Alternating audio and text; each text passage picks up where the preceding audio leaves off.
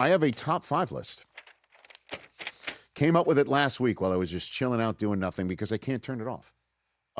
It's the top 5 NFL stories that have slipped through the cracks. Nobody's talking about this, or at least not enough people.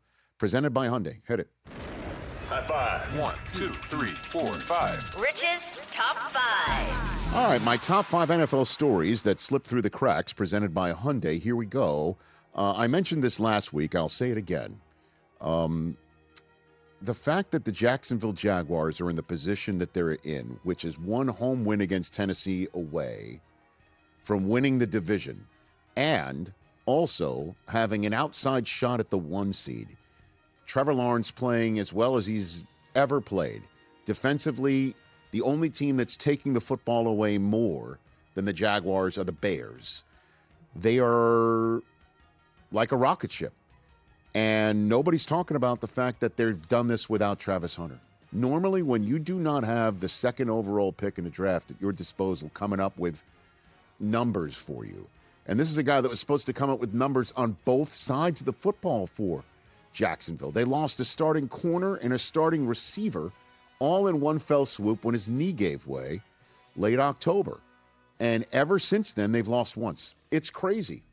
And I could only sit here and think what the Jaguars would look like with an improving Travis Hunter moving upward as only somebody of his talent can. And we'll obviously see what happens with Jacksonville over the next few years with him.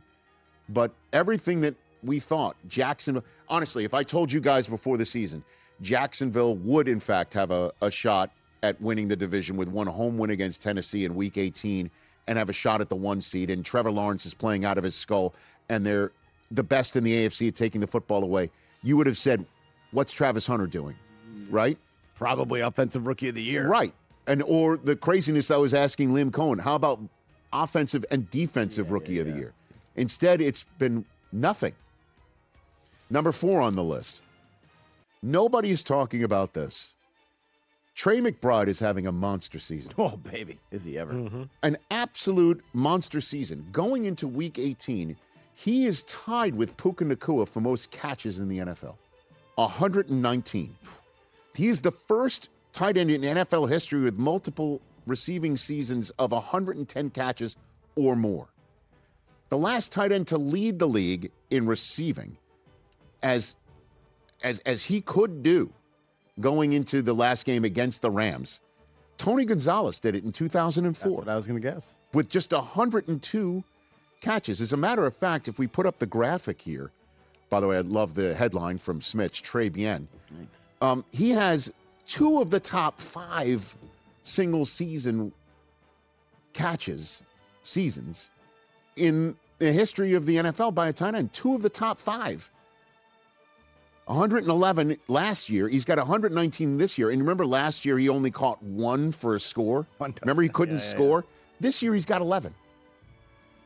He's having a monster season. Nobody's talking about it. No, because they're 3-13. I understand that. And also he's had 2 different quarterbacks too. Yeah. He's been just absolutely superb. Number 3 on the list. Nobody's talking about this either. I don't know why they would, but I'm focused on it. The Jets won their trades. They took 2 of their best players out. They decided we're tanking. We're going to start losing games. We don't have it. We're going to take our best players and turn it in for draft choices in the middle of the season. We're going to hope our fan base buys into the fact that we know what we're doing. And as long as Aaron Glenn is safe and he's the real deal, then guess what?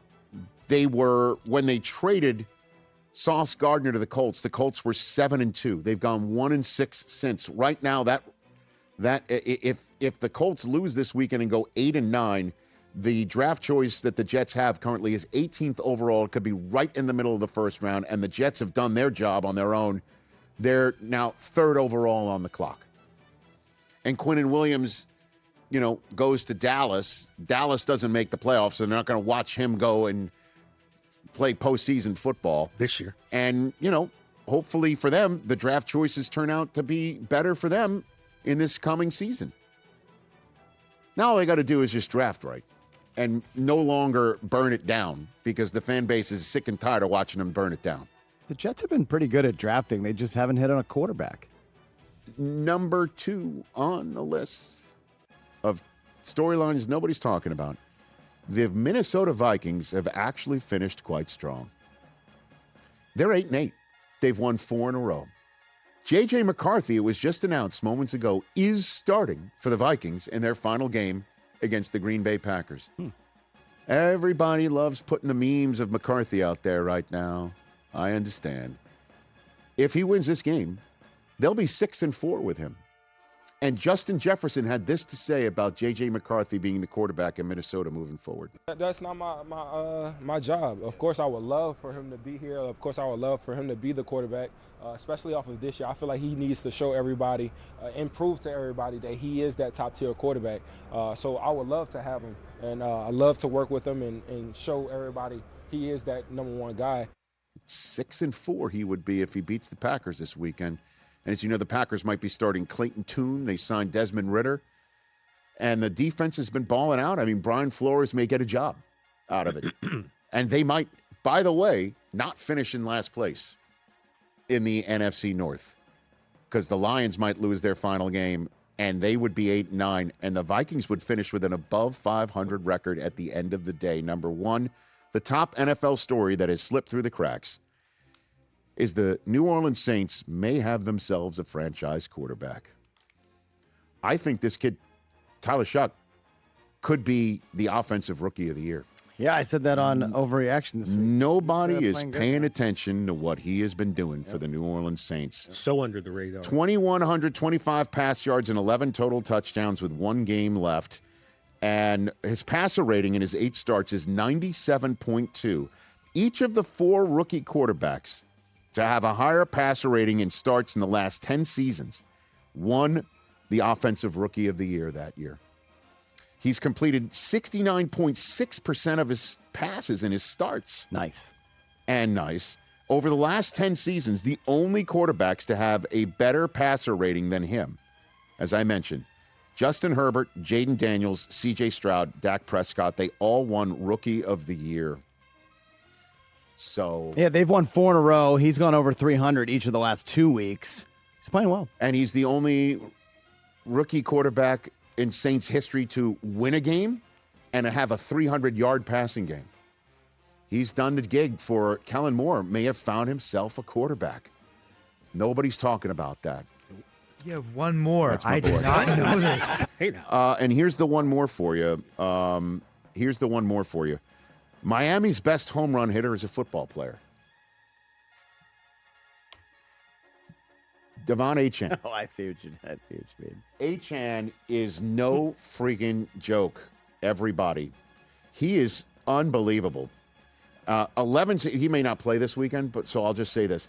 11 games with 90 or more scrimmage yards. That's the longest active streak in the NFL. 10 games with 100 or more scrimmage yards are tied for most by a player in the history of the Miami Dolphins, trailing only Ricky Williams. He leads all qualified rushers in yards per carry with 5.7 yards per carry. Ooh. 5th with both 1,350 rush yards, 5th with 1,838 scrimmage yards. How about this one? He's gained 745 scrimmage yards after forcing a missed tackle, according to Next Gen Stats. He's forced 92 missed tackles.